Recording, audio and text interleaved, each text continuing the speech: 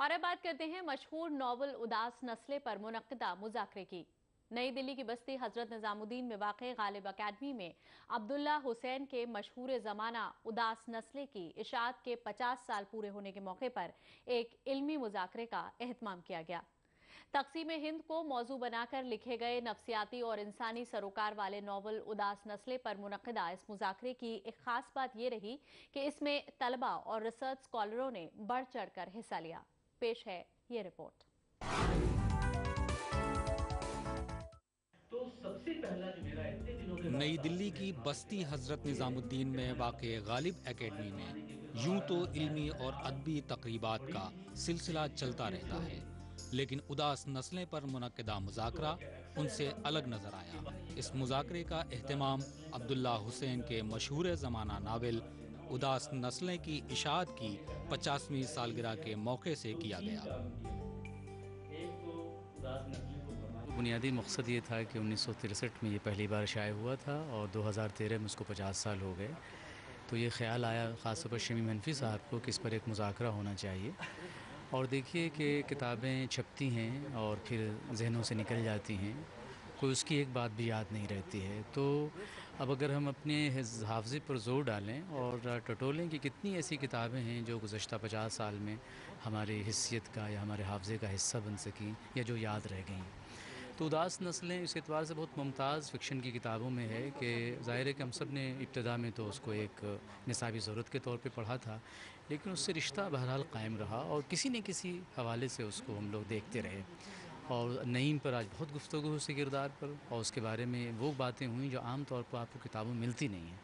तो ये मकसद था कि ख़ास तौर पर तालिब इल्मों से कहा जाए कि वो अपने ख़्याल का इज़हार करें। और इस बात की भी कोशिश की गई थी कि जो अब तक इस नावल पे लिखा जा चुका है उसको हम बुनियादी हवाला न बनाएं। उदास नस्लें में अब्दुल्ला हुसैन ने एक मख़सूस मुआशरे की 3 नस्लों का अहाता किया है और तारीख़ के उस जबर की उन्होंने निशानदही कर दी है जिसकी वजह से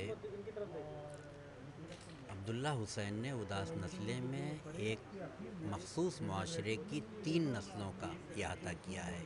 और उन 3 नस्लें तारीख़ के जबर का जिस तरह शिकार होती हैं और अपनी बक़ा के लिए जिस तरह से कोशां रहती हैं, ये उसका रज़मिया है।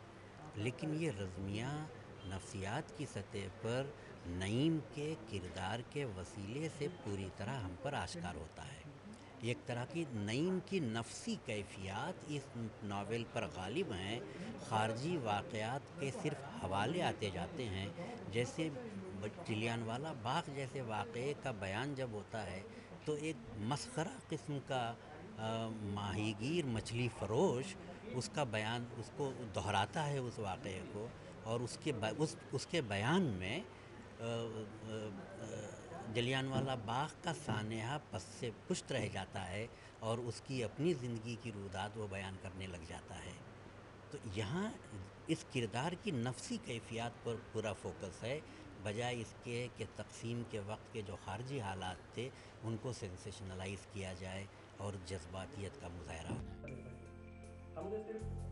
गालिब एकेडमी में मुनक्किदा इस मुज़ाकरे में असातिज़ा के साथ साथ तालिबे इल्मों ने भी बढ़ चढ़ कर हिस्सा लिया। ख़ास बात ये रही कि उदास नस्लें के हवाले से तलबा की तनकीदी निगाह और उनकी आरा को उर्दू के नामवर नक्कादों ने खुले दिल से सराहा। इसी के साथ ये उम्मीद भी बांधी गई कि नई नस्ल उर्दू और इसमें लिखने वालों को याद करती रहेगी।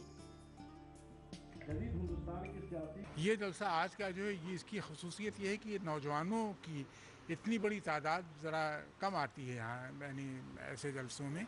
और ये सब के सब ख़ास तौर पर इस तरह की सुनने वाले हम लोग थे, पढ़ वो रहे थे पर्चे अपना। तो मुझे इसकी खुशी है कि तालिब इल्मों ने यानी 4 पर्चे यहाँ पढ़े तालिब इल्मों ने, और ज़ाहिर है कि हर एक में कोई न कोई ऐसी बात थी कि लगता था कि वो सोचते हैं अदब के बारे में। तो उस ज़माने में जहाँ अदब के बारे में सोचने का सिलसिला तकरीबन बंद होता जा रहा है और हम हर वक्त सियासत और फजूलियात की यानी में मुब्तला दिखाई देते हैं, वहाँ हमारे अहद के एक बड़े लिखने वाले का अब्दुल्ला हुसैन इस वक्त हमारे बुज़ुर्ग तरीन लिखने वालों में हैं। उनके नावल की इशाअत को 50 साल हो गए।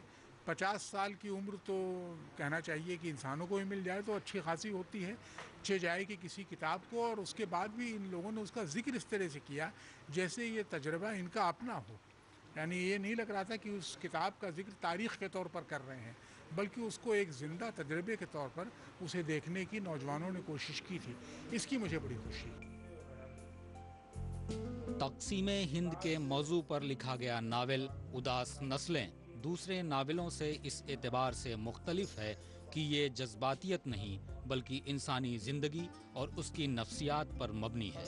यही वजह है कि इस नावल को जितनी बार पढ़ा जाता है, तक़सीमे हिंद और उसके नतीजे में तड़पने वाले इंसान का दर्द मज़ीद छलकने लगता है।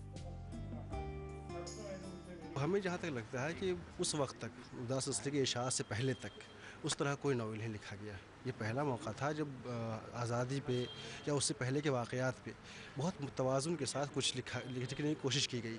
इसलिए कि उससे पहले जो गद्दार या फिर कृष्णचंद्र का शिकस्त और भी दूसरे नावल लिखे गए, उसमें एक जज्बाती उबाल बहुत था।